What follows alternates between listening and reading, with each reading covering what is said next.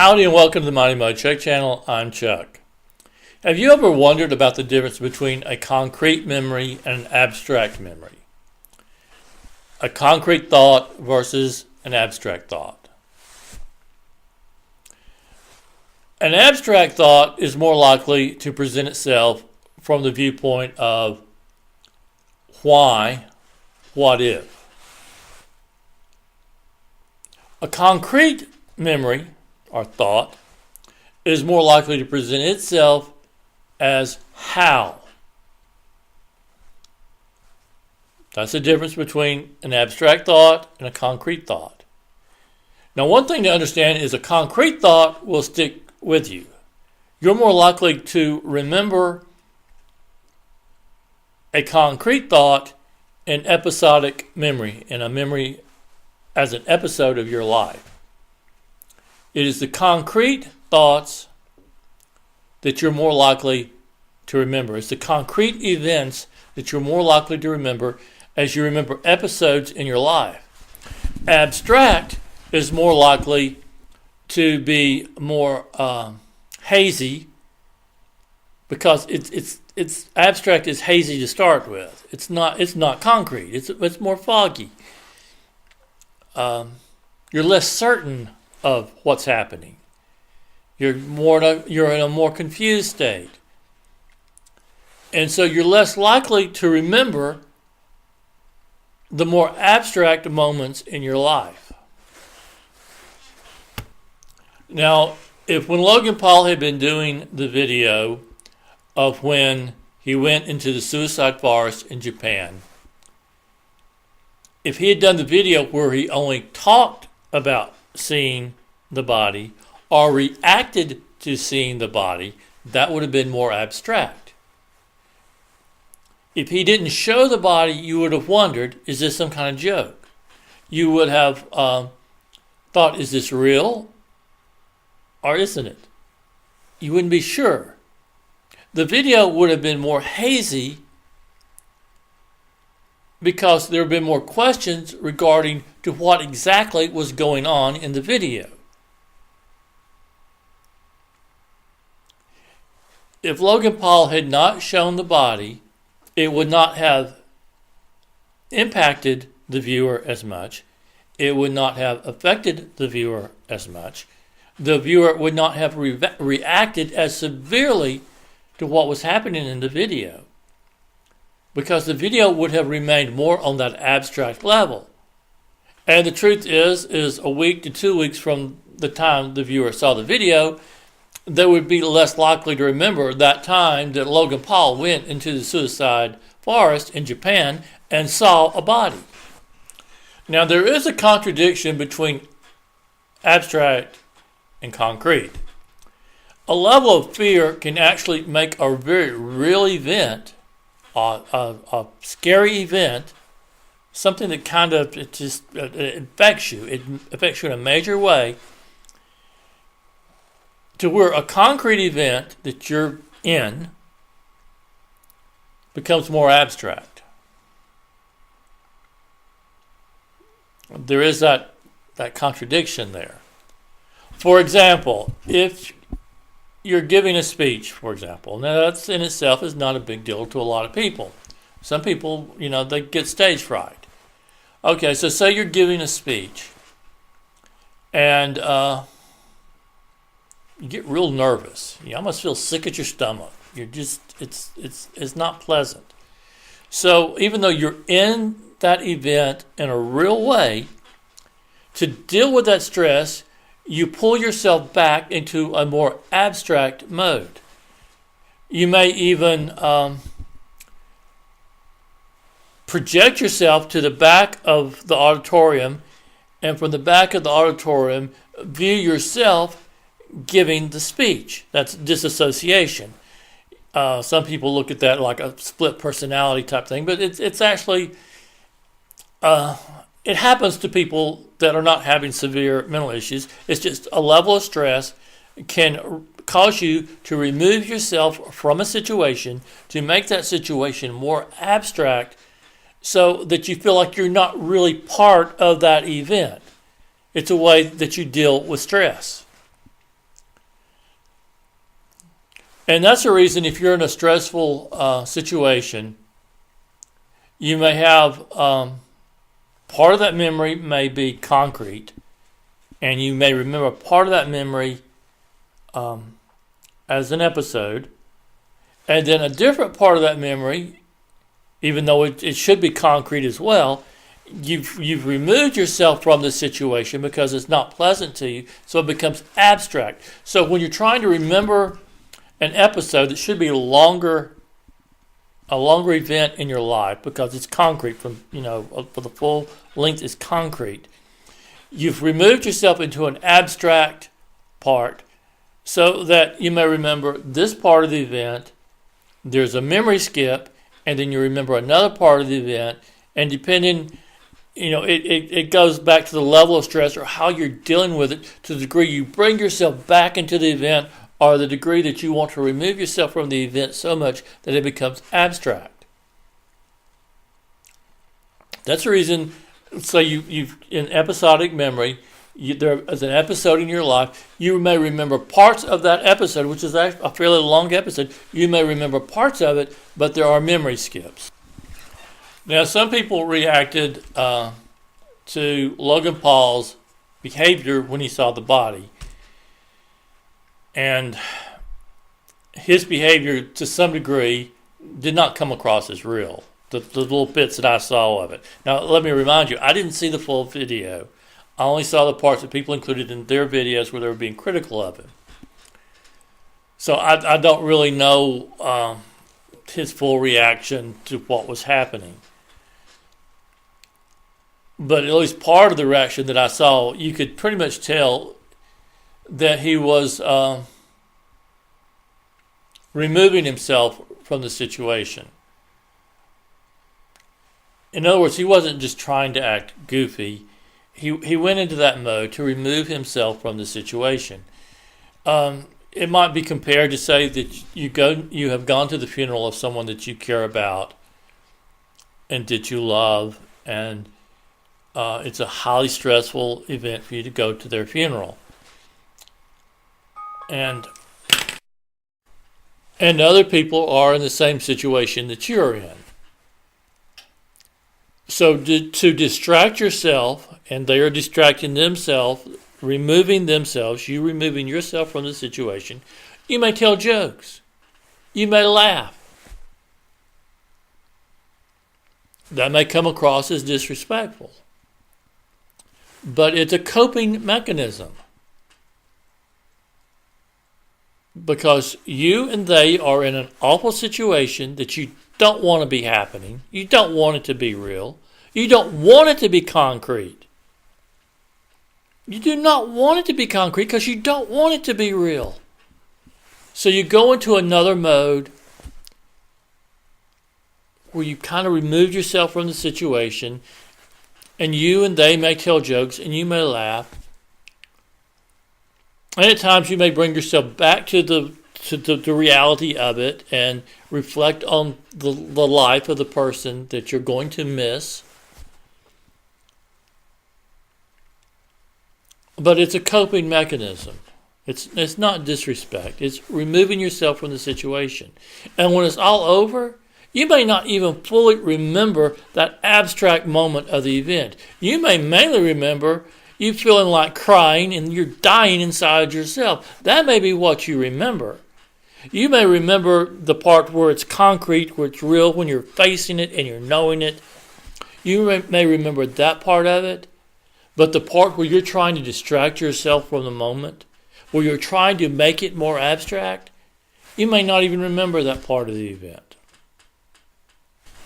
Now, of course, it's possible, as some people have suggested, that Logan Paul and his entourage went there because they knew there was going to be a body there. They had already, in fact, discovered the body before the videotaping of finding the body. In other words, it was kind of scripted out. And that's possible too. But there again, it's still a coping mechanism.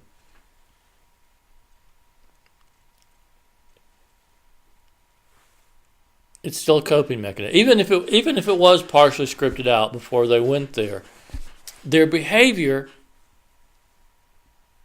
is still a type of coping mechanism. Now, some people are offended that he showed the body. Or at least they pretend they're offended that he showed the body. But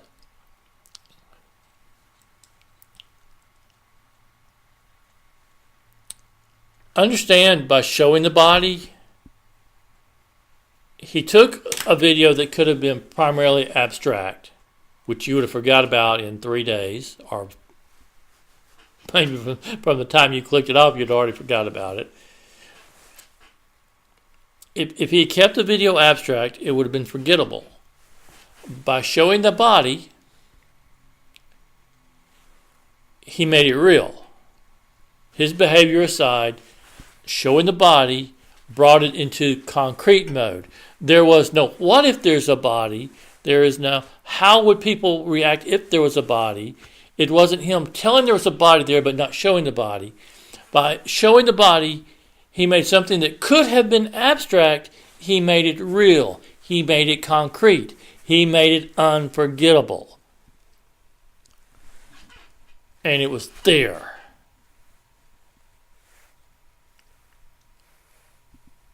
And we live in a society that prefers stuff abstract, that prefers stuff fuzzy, that prefers stuff forgettable. On some level, we as a society actually prefer stuff that's forgettable. It's our throwaway society. But by making the video concrete, by making the video less likely to be forgotten, he brought home a very serious issue: suicide. Now, it may be a question of whether he was the one that should have done the video. And I guess it's a question of whether that type of video belongs on YouTube. But it's an issue that does need to be discussed. It's an issue that does need to be made real, because too often when the subject is talked about, when suicide is talked about, it is put in more abstract terms. It's put in abstract terms. So, in the abstract, people care. In the concrete, people realize it's a problem and they forget about it. Now, after Logan Paul did his video, a lot of people did their videos being critical of him. I didn't really see any video being positive about what he had done or YouTube had done. And I understand, that people feel like that Logan Paul is treated special while other channels are being knocked down by YouTube, demonetized and censored in other ways. And this makes people angry. I understand that part of it. And I understand the part that people reacted the way they reacted because they did not want it brought home real. They did not want it concrete in their memory. They wanted it something they could easily forget about. Now, a lot of the people that did the videos, they presented like they cared about the issue of suicide. And some of them, I guess, did. But here's the thing. Every video critical of Logan Paul is forgettable. Totally forgettable. Nobody's going to remember most of those videos. And yeah, I know people don't remember my videos either. or maybe the level of cringe may make it so real. I don't know. But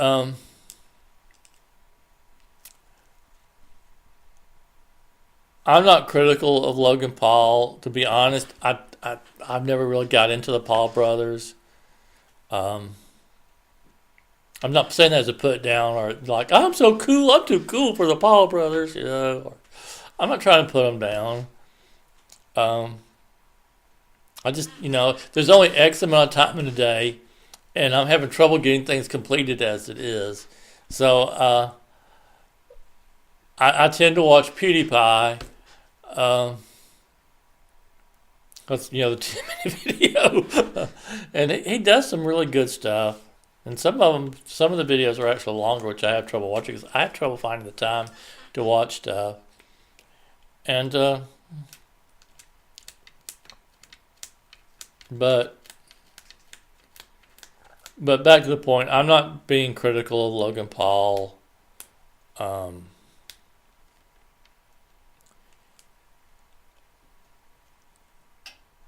When he realized that there were so many people upset with the video, he quickly he took it down. YouTube didn't remove the video, he removed the video. And he deserves credit for that. He responded to the criticism on his channel. Whether it was right or wrong for him to do the video, he responded to the criticism, and he responded fairly quickly, I think. So I'm not critical of Logan Paul. And he brought forth an important issue. And he did it in a way that really, concrete, where the video is being critical, more abstract, forgettable. Like this video, I'm dealing with more abstract concepts. You might remember, you might not. On the long period, you won't remember, which is unfortunate because I think I'm making a valid point here. And it's important to understand, the abstract memory versus concrete memory, and how even a memory that's concrete, if your level of fear is at a certain level, that it becomes abstract because you remove yourself from the situation. And abstract's forgettable. There's certain things we don't want up here. We really don't. But at the same time, then when we start trying to analyze our episodic memories and we realize there are skips in our memories, and we realize we have removed ourselves from certain situations when the events were happening. I mean, this is true of me. Something happened when I was 12 years old, and I'm not sure what. I've got memory skips between it. And, of course, if you start trying to fill in those skips, you're likely to create false memories, and that's a problem, too. You don't want to create false memories. When you start trying to fill in those blanks, and you're trying to remember, but abstract is very hard to remember. Once you go into that abstract mode, it's really hard to dig that back out. And it's very hard for whatever you dig out to be reliable, because when there's skips, you're likely to try to fill those skips. And sometimes what you're trying to fill those skips with, what you're trying to rationalize and reason, is more rationalizing reason than actually remembering. And your memories get muddled, and it's just not reliable. Hypnosis, a lot of times, when it tries to fill those skips, it's not reliable. So anyway, I think it's interesting. I think the memory, the one thing I like about the discussion on the Mandela effect is it does in part go to memory. Whatever the full thing is, the fact that we do remember things differently. It does seem that certain things change, which is weird. But even when you get away from the supernatural and the weirdness and say this is some kind of digital computer program and there's glitches in the computer, when you get away from all that stuff, just the memory itself, the way you remember stuff and the way you deal with situations, it's interesting in itself. So anyway, much thanks for watching, listening, and I do appreciate it. And don't be too hard on Logan Paul. Remember, he's a living, breathing creature. Care more about the living than the dead. Care more about the living than the dead. And there's no reason to be mean to people. There's no reason to be mean. If you didn't like what Logan Paul did, good, fine. Do your video on how you didn't like what he did. But don't be mean. Don't be mean to the dude. Don't be jealous of the dude. Don't be jealous. Our success or failure here on YouTube is our own. My failure is my own. I understand that. I think sometimes that I'm being kind of knocked down by outside forces.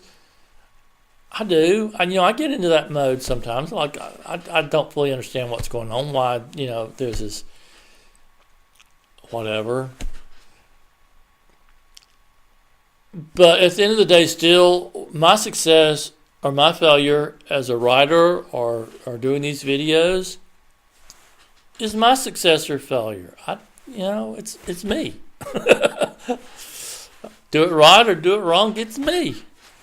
And I think that's one really bad thing about what YouTube is doing is because even when we kind of know it's us, because of the shenanigans that they pull, it's easy to want to blame them when generally it's still us. It's still us that's either failing or succeeding.